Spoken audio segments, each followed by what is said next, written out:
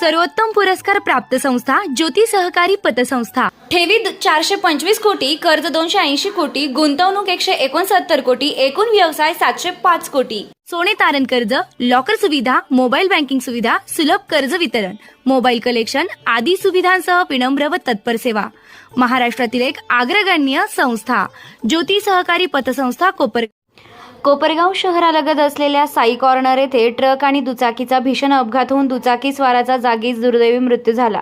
ही घटना आज बुधवार 12 ऑगस्ट 2024 रोजी दुपारी सुमारे 3 वाजेच्या सुमारास घडली आहे। या अपघातात अशोक भवर वय राहणार शिंगवे तालुका कोपरगाव यांचा जागीच मृत्यू झाला।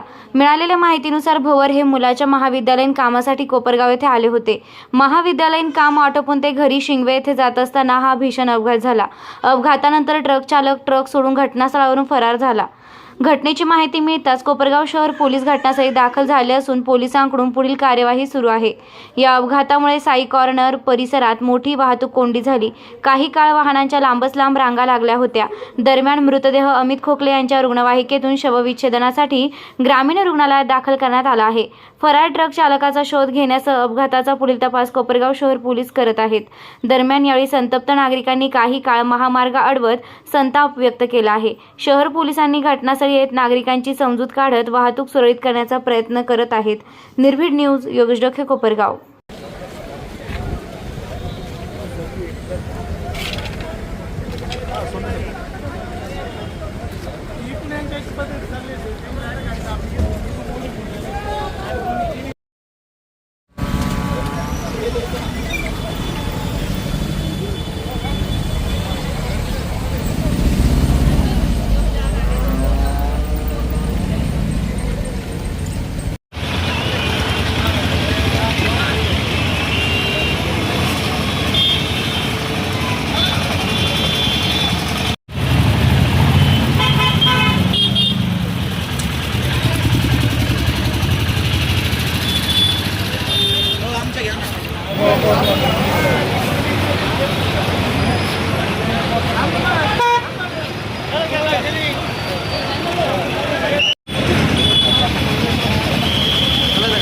यावेळी संतप्त नागरिकांनी